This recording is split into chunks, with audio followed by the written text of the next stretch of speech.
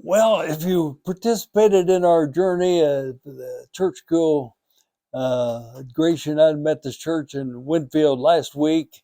You'll remember I said I was skating on thin ice when I offered that one of the characteristics of the church getting it right was a characteristic of being conservative. Well, if I was skating on thin ice last week, I'm skating on broken thin ice this week, because the characteristic that I want to offer this week is the characteristic of being liberal. Yes, again, I invite you to abandon your political definition of what it means to be liberal, as I invited you to abandon your political definition of being conservative last week. And as I remind you weekly in this series, the church is a human endeavor to ordain and organize the followers of Jesus. The church gets it right when its attitudes and actions are aligned with agape love. Now, the basic definition of being liberal is to be open to new ideas, and in the context of our faith, being open to new ideas and new persons.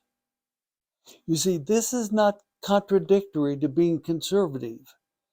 The church can be committed to the anchors of faith, the teachings of Jesus, and at the same time being open to new ideas and new persons as it seeks to be faithful in each new age and in each new generation.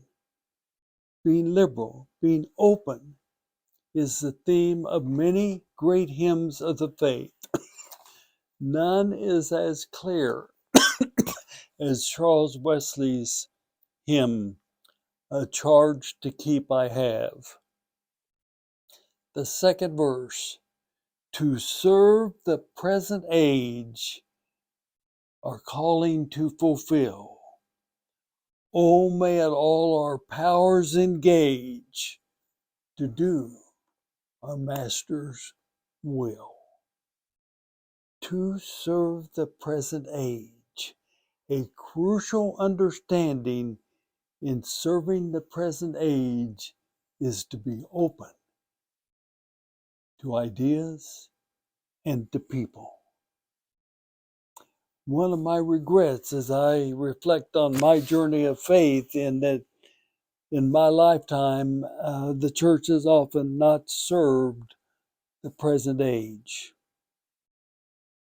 We have missed our mark with at least two generations of persons in the United States by not being open to new ideas and new persons. Sunday morning remains the most segregated hour of the week. This is not serving our present age, which has become more and more integrated by the hour.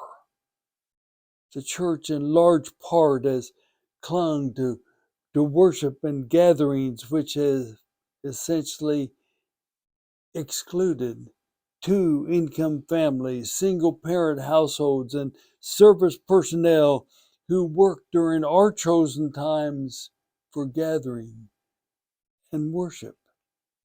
This is not serving our present age, in which schedules and commitments have become far more complex than the simplicity of the past, that 11 o'clock on Sunday morning was available for everybody to worship God. The church has allowed entertainment venues to represent the church as a fellowship committed to serve the needs of participants rather than to be servants of others. This is not serving our present age, whose young people are more and more servant-oriented in their lifestyle and in their spiritual quest, but they don't see that in the church.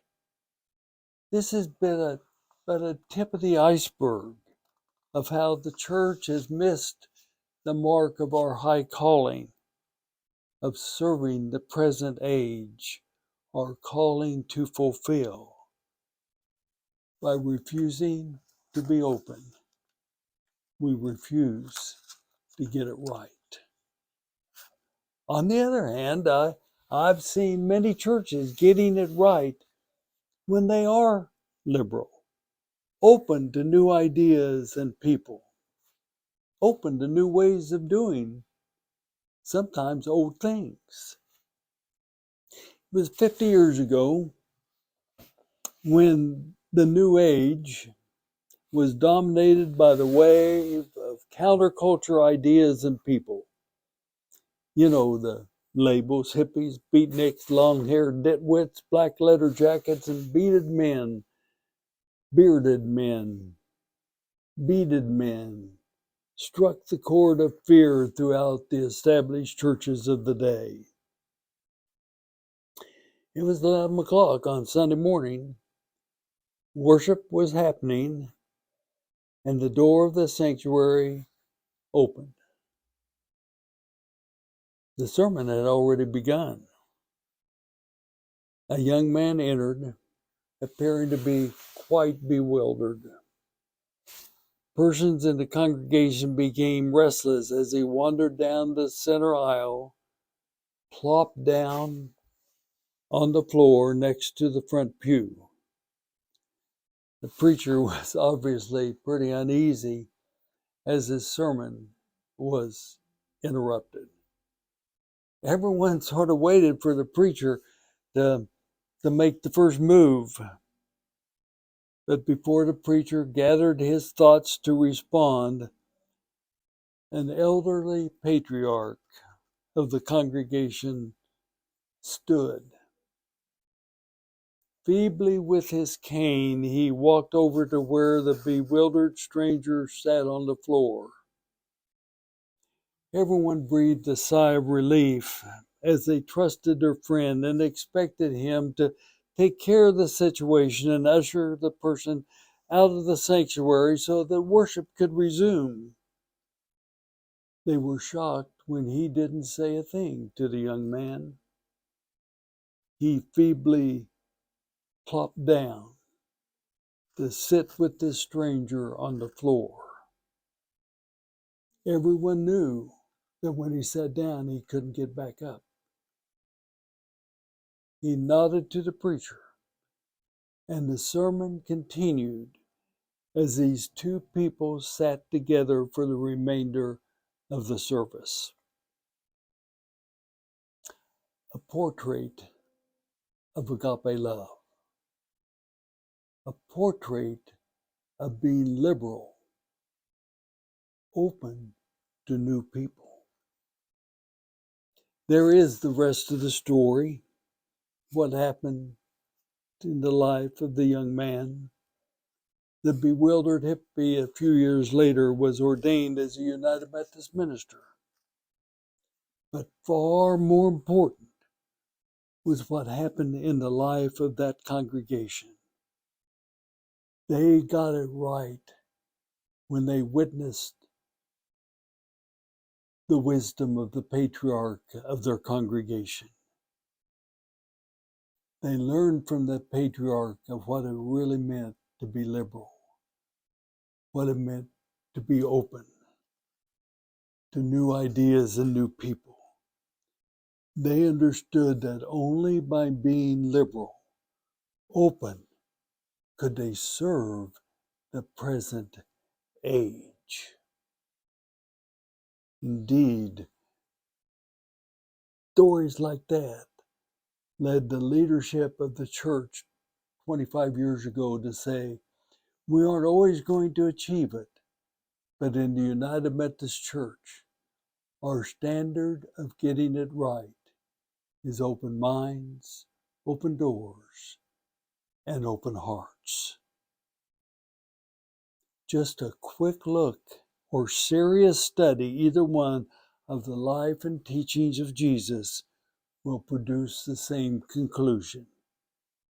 Jesus had the characteristic of being open. He was liberal. as he was conservative, cherishing traditional values, and as the followers of Jesus, we're called to get it right. Last week, by being conservative, cherishing teachings of Jesus, and being sure we're about the Jesus test in our life together, and gradually changing, and at the same time being open to new ideas and new people. Indeed, to serve our present age. A characteristic of the church who gets it right is being liberal. Questions to think about. What are your experiences of the church being closed and therefore not serving the present age? Secondly, what are your experiences of the church being open and therefore willing to serve the present age? Finally, what is your response to the understanding that in the context of faith, the characteristics of being conservative and liberal are complementary, not contradictory? Enjoy the journey.